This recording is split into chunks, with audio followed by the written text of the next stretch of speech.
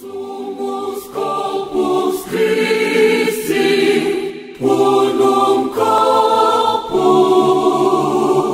Sumus corpus Christi, unum corpus. Nous sommes le corps du Christ, nous formons tous un seul corps. Nous sommes l'Église, tous unis dans le même esprit. Sumus corpus Christi, unum corpus. Sumus corpus Christi, unum corpus. Doza linzo doya Cristo, doza labo mokoe, doza le lanzambe, nabolingo nyonso.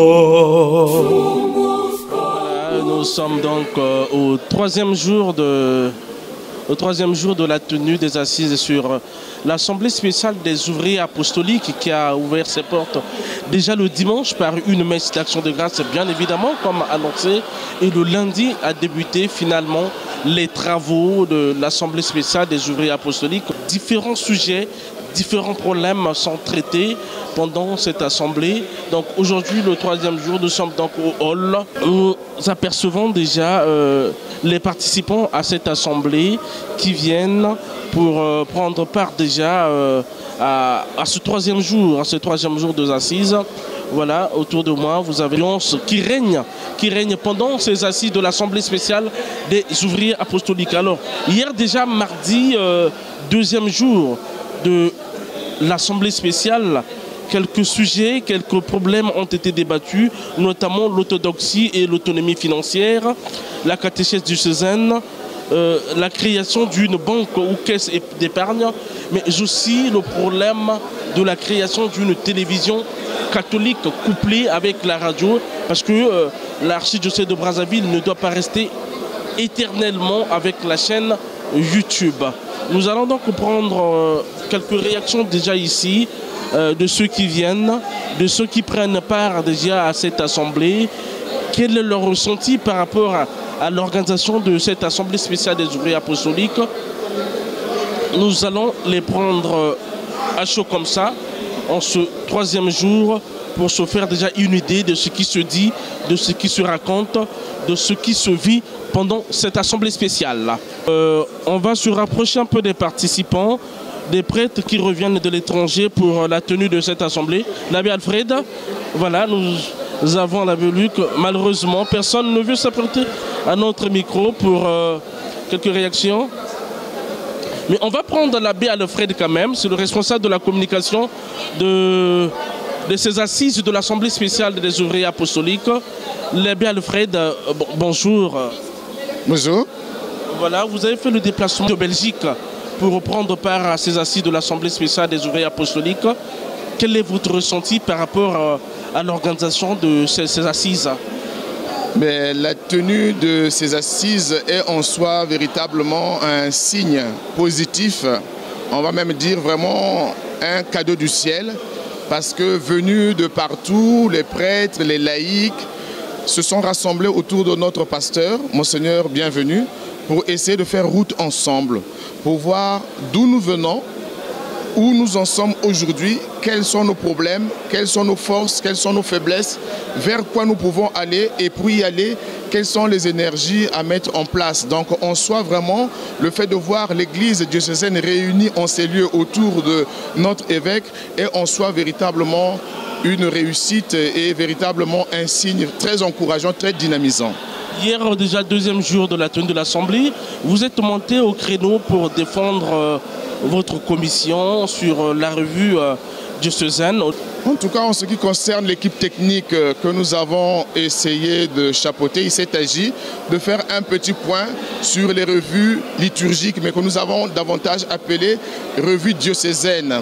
Il s'agit du mensuel La Mémoire la mémoire qui porte vraiment à bras le corps la question de la cause et de la béatification du cardinal Émile Biaïnda. Il s'agit de la revue liturgique Schéma Israël, qui est un support spirituel pour la lecture de la parole de Dieu, la méditation de la parole de Dieu au quotidien. Et puis Ensemble Magazine, qui est une revue de spiritualité qui porte des questions de théologie, de spiritualité, de philosophie pour aider justement notre église locale à réfléchir, à redécouvrir le sens de la foi chrétienne. Et donc nous avons fait cet exposé en présentant la situation économique notamment qui est catastrophique, la crise que traversent ces différents médias. Et nous avons à la fin aussi esquissé des pistes de solutions pour non seulement la vie de ces médias, mais pour leur pérennisation aussi. Mais nous pensons avoir été compris par l'Assemblée, par l'évêque, même si nous n'avons pas débouché directement sur des apports très très concrets. Le travail va se poursuivre entre ceux qui animent ces revues et ceux qui animent nos radios, nos deux radios, Radio Maria, Radio Magnificat et la chaîne diocésaine YouTube. Donc nous sommes contents d'avoir fait vraiment cet exposé et nous osons espérer que dans les jours à venir, d'autres pistes plus concrètes seront dégagées pour permettre vraiment que notre diocèse aussi fasse un véritable sursaut dans ce domaine précis des médias. Merci bien l'abbé Alfred Malanda pour votre intervention. Merci. Merci beaucoup. Voilà, donc nous allons poursuivre cette série des interviews avec d'autres participants. Voilà, nous allons donc prendre la réaction de M. Joseph Malumbi, qu'on appelle bien connu sous le nom de Yadeba. Yadeba, bonjour. Bonjour. Vous prenez part aux assises de l'Assemblée et hier, vous êtes intervenu sur la situation de la famille, du mariage notamment. Et qu'est-ce qui s'est dit ou qu'est-ce qui ressort de ces assises? Bon, en fait, j'ai pris la parole pour dénoncer certains dérapages de notre société et certaines timidités de notre Église. Notamment parce qu'il y a un des intervenants qui se posait la question sur les raisons qui font que les gens se marient moins au Congo actuellement. Du moins en ce qui concerne le mariage religieux. Et j'ai dit qu'il y a d'abord, primo, la banalisation de la sexualité. La sexualité n'a plus de normes. Elle n'est pas encadrée, chacun fait ce qu'il veut. Du côté parental, du côté des parents, on accepte des mariages, des unions libres. Donc des mariages sans normes. Il suffit que les gens se retrouvent, disent que nous nous aimons, ils vivent ensemble. Et parfois quand quelqu'un veut aller se présenter, on dit non, vivez d'abord, vivez d'abord. Secondo, on ne réprime pas. C'est-à-dire que la sexualité hors mariage est même encouragée. Elle est considérée comme normale. Même dans l'Église, lorsqu'on stigmatise la fornication, lorsqu'on la dénonce, il y a une ruée de voix contre vous. Pour vous, il faudrait que l'Église se mette debout, interdire la sexualité avant le mariage. L'Église doit avoir une parole claire. Le catéchisme de l'Église catholique ne lésine pas à ce sujet. Il y a tout un chapitre sur les offenses à la chasteté et les offenses à la dignité du mariage. La fornication en constitue une, c'est-à-dire l'union de deux personnes, hommes et femmes, libres, donc qui n'ont pas contracté de mariage, mais qui ont des relations sexuelles. Merci beaucoup Yadeba. Nous osons croire que vous serez compris pendant cette assemblée. Oui, attention, il y a quelque chose qui manque à ce que j'ai dit hier, c'est l'évangélisation. J'ai dit qu'il y a un problème d'évangélisation. Ça a été évoqué justement hier. Il faut que le message de l'évangile ne soit pas mitigé. Il ne doit pas être caché, couvert, je ne sais pas, de miel ou de sucre pour ne pas faire mal. L'évangile doit continuer à interpeller et celui qui l'annonce et ceux qui l'écoutent. Merci beaucoup. Merci. Voilà, nous allons partir dans la salle, prendre l'ambiance. D'accord, vous êtes compris, il y a des balles. Nous allons partir dans la salle, prendre l'ambiance qui règne également dans la salle et prendre quelques prêtres qui reviennent de l'étranger pour la tenue de ces assises. Voilà, nous sommes donc dans la salle polyvalente de la CERAC où se tient déjà les assises de la SOA, donc Assemblée spéciale des ouvriers apostoliques. Nous sommes bel et bien dans la salle pour prendre l'ambiance qui règne avant le début des assises de ce 3e jour de l'Assemblée spéciale des ouvriers apostoliques. J'ai derrière moi l'abbé Charles Bon qui revient de l'Europe. On va prendre sa réaction. Quel est son ressenti? Est-ce que ces assises viennent à prénommer pour régler quelques situations de l'archidiocèse? L'abbé Charles Bon, bonjour. Bonjour. Alors, vous avez fait le déplacement de Paris pour prendre part à ces assises de l'Assemblée spéciale. Quel est votre ressenti par rapport à cet événement? Déjà que vous me prenez au dépourvu. Mais pour le ressenti, c'est, je dirais que des sentiments positifs. Et je pense que les résolutions que nous prenons ici, eh bien, seront appliquées pour l'ascension qualitative un peu de la gestion de l'Église. Voilà, merci. Au premier jour, il y a eu un huis clos entre les prêtres de l'archidiocèse et l'archevêque. Au fond, qu'est-ce qui s'est dit et est-ce qu'on peut croire à la tenue de ces assises que certains problèmes seront réglés? Le huis clos reste le huis clos. C'est confidentiel, c'est un huis clos entre le prêtre et l'évêque. Nous osons croire que quelques situations seront réglées. Ça, c'est comme tu l'as dit, c'est le huis clos. Est-ce que c'est le linge sale qui s'est lavé en famille? Naturellement, oui. Merci beaucoup, l'abbé Charles Bon. Voilà, nous sommes donc dans cette salle polyvalente de la SOA, Assemblée spéciale des ouvriers apostoliques. Nous allons prendre comme ça l'abbé Kelly Milongo. L'abbé Kelly également est prêtre de l'archidiocèse de Brazzaville qui a fait le déplacement de Paris pour ses assises. L'abbé Kelly, l'Europe notamment. De Rome, ok, en Italie. Voilà, donc c'est l'abbé Kelly Milongo. L'abbé Kelly, bonjour. Bonjour, Lilian. Vous êtes à Brazzaville pour la SOA, l'Assemblée spéciale des ouvriers apostoliques. Est-ce que pour vous, cette assemblée vient à point nommé? Naturellement. Naturellement parce que, comme on le dit, le temps de Dieu échappe au calcul du cœur de l'homme. Et quand le Seigneur oriente un projet et consomme son temps, tout s'accomplit, j'allais dire de façon naturelle et tendre. Donc nous rendons fondamentalement grâce à Dieu, priorité de priorité, pour cette merveille. C'est une expression unique, c'est une expression totalement singulière et une grande surprise pour l'archidiocèse de Brazzaville. Nous rendons grâce au Seigneur pour ce don. Et au même moment, nous disons aussi merci à l'évêque qui a reçu ces intuitions-là. Parce que quand les émotions de l'esprit sont exercées, il faut les accueillir et les mettre en pratique. Donc merci aussi à Monseigneur Bienvenu Manamika pour cette capacité de prendre conscience de la réalité ecclésiale de Brazzaville et de convier tout le peuple de Dieu à cette expérience unique pour orienter la marche synodale, la marche familiale, la marche d'ensemble. Nous en attendons véritablement de grands fruits et pour le reste, que le nom du Seigneur soit béni. Merci. Alors, pour ne pas blesser la sensibilité des chrétiens de l'archidiocèse ou du monde, le secrétariat de la SOA a décidé que sur certains sujets, certaines situations ne soient pas diffusées par nos plateformes. Et vous avez eu un huis clos le premier jour de la tenue de la SOA. Est-ce qu'on peut croire à ce huis clos que le linge sale s'est lavé en famille? Le mot huis clos ne fait pas partie du langage évangélique.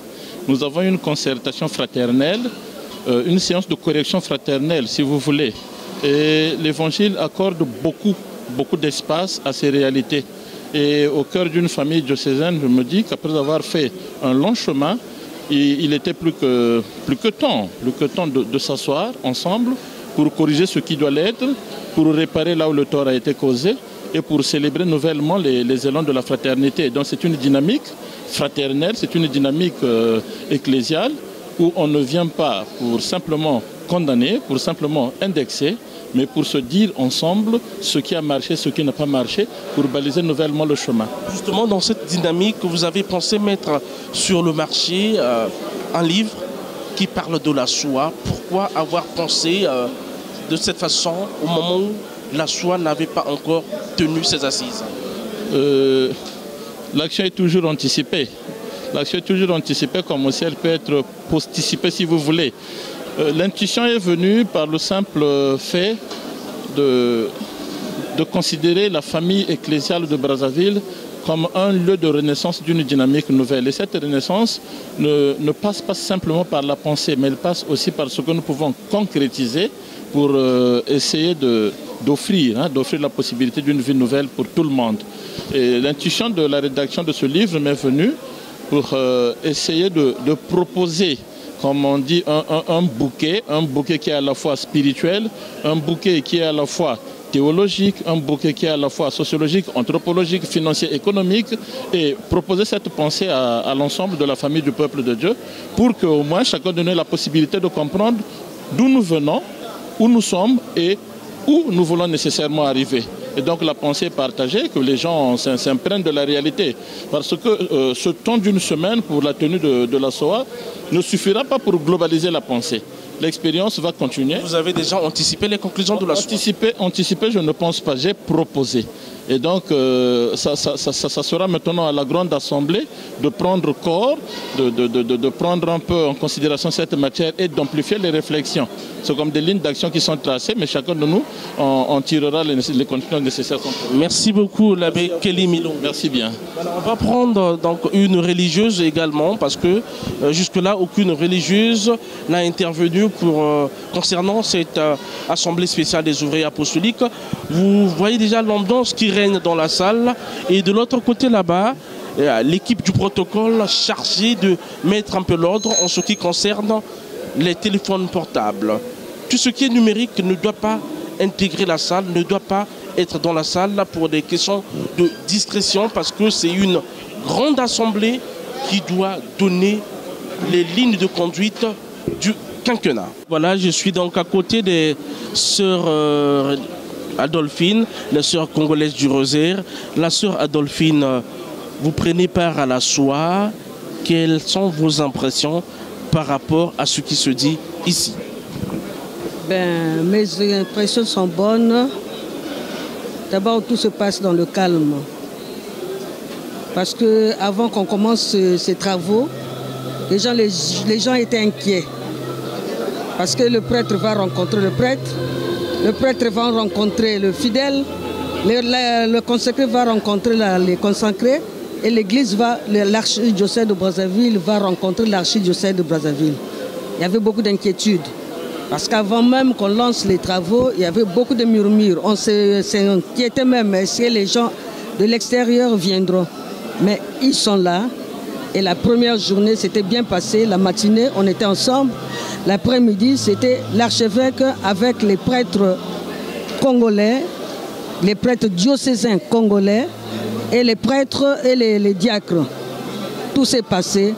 Personnellement, le deuxième jour, quand je suis rentré dans la salle, j'ai d'abord essayé d'observer l'atmosphère. J'ai senti une certaine quiétude. Et j'ai remercié le Seigneur. Et tout se passe bien, et tout se passera bien. Merci beaucoup, la sœur Adolphine.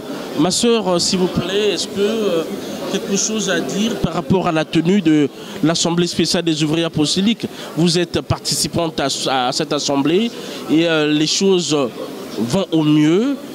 La peur se dissipe peu à peu parce que ça semblait gagner le cœur des gens avant la tenue de l'Assemblée. Quelles sont vos impressions?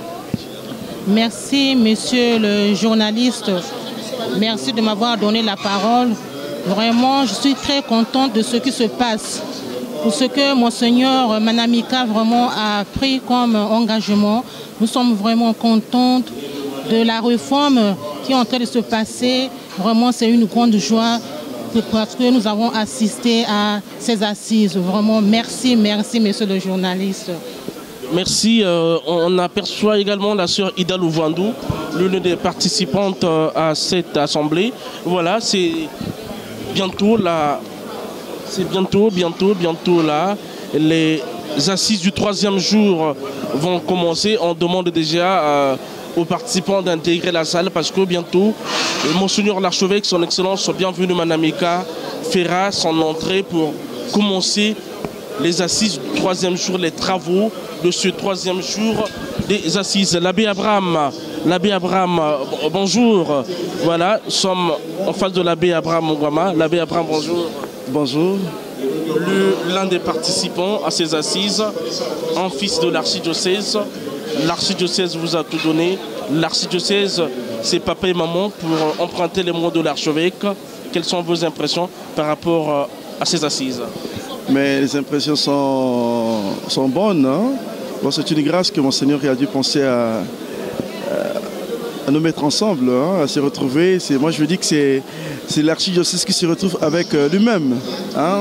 Les fils avec leur père. Moi, je pense que nous devrons, avec la grâce de Dieu, penser notre archidiocèse.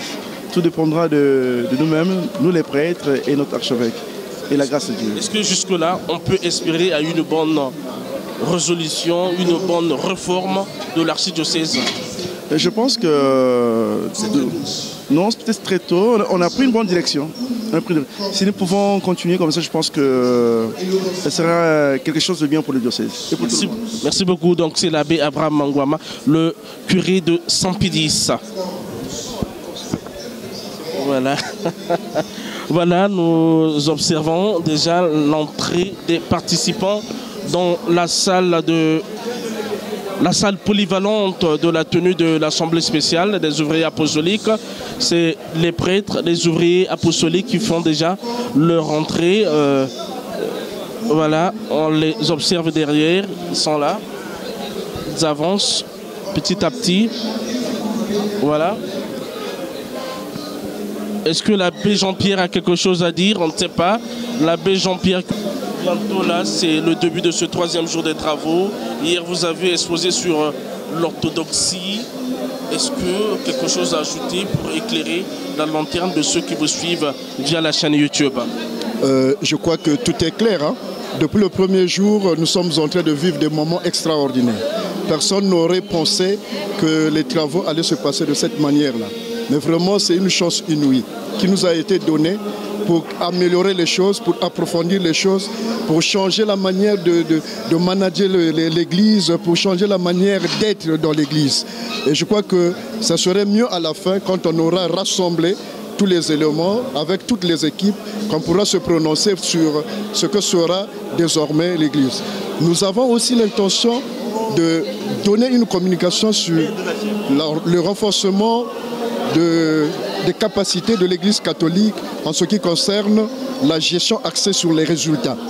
Parce que tout ce que nous sommes en train de faire, il faudrait qu'on arrive au finish à avoir une formation qui nous permet d'atteindre les résultats. Sinon, on risquerait de perdre. Merci beaucoup, l'abbé Matt Nkunku. Voilà, c'est l'abbé Matt déjà. Matt, quelque chose à dire, vos impressions par rapport à cette assemblée? Beaucoup de gens n'y croyaient pas. Beaucoup de gens avaient la peur dans le ventre, mais au finish, vous êtes près de 400, plus de 400 participants déjà à l'Assemblée spéciale.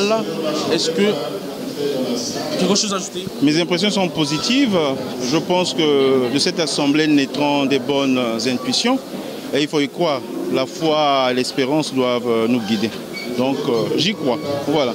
Merci beaucoup, l'abbé Matokoko. Voilà, nous allons assister bientôt à l'arrivée de Monseigneur l'archevêque. Son Excellence, bienvenue Manamika Bafapaou. Voilà, j'aperçois l'abbé Roland Kinkoni qui vient de Guyane. Excusez-moi, l'abbé Roland, bonjour. Oui, bonjour, monsieur Lilian. Alors, vous avez fait le déplacement de l'Europe pour l'Assemblée spéciale à la SOA. Quel est votre ressenti? Est-ce que vous y croyez à cette Assemblée spéciale? Est-ce que de cette Assemblée spéciale naîtra des bonnes résolutions? Primordialement, il faut louer cette initiative de son Excellence Monseigneur Bienvenue Manamika, de cette Assemblée des ouvriers apostoliques. D'abord, les prêtres se retrouvent autour de leur évêque. C'est déjà un point positif pour moi.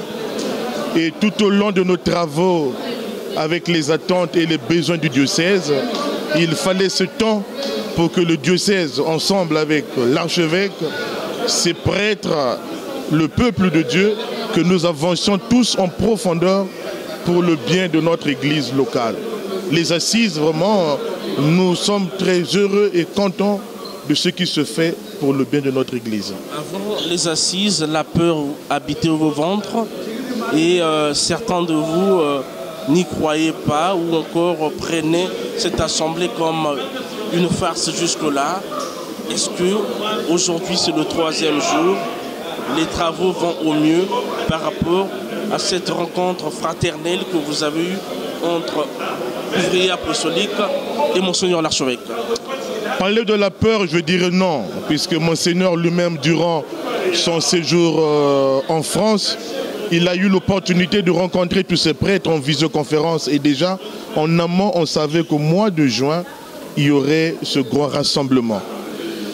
Peur, comment cela va se faire, comment cela va s'organiser, parce que c'est vraiment une grosse machine, hein, du point de vue organisation, logement, travaux, ration alimentaire, tout ce qui est logistique, c'est pas quelque chose de facile. Et donc déjà, du fait que tout est bien planifié, on ne peut que bénir le Seigneur pour ce qui se passe aujourd'hui. Le règlement intérieur a été mis en place également. Est-ce que vous respectez le règlement, notamment la mise hors salle de vos téléphones ou de tout document numérique? Eh bien, toute organisation, le règlement doit être respecté. Au séminaire, on disait respecte le règlement te respectera. Donc on essaie quand même de nous mettre à l'abri de tout ce qui est distraction comme téléphone pour suivre à bon escient ces travaux pour notre propre bien. Merci beaucoup l'abbé Roland Boukoulou. Voilà, nous avons en image, en visuel, l'abbé Aristide Milandou. L'abbé Aristide, quelque chose à dire? Non. Rien du tout, voilà. On va prendre une dame du protocole.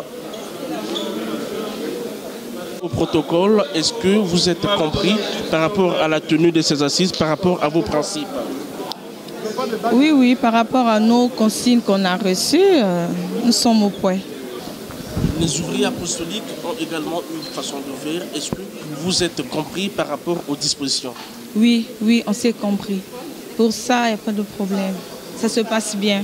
Oui, on assiste aussi un peu et tout déroule dans la merveille. Merci beaucoup. Donc nous allons aller droit à la synthèse. Nous allons reprendre la synthèse de la journée d'hier, donc le 2e jour, notamment assister à l'arrivée de Monseigneur l'archevêque, son Excellence. Bienvenue Manamika Bafokwao.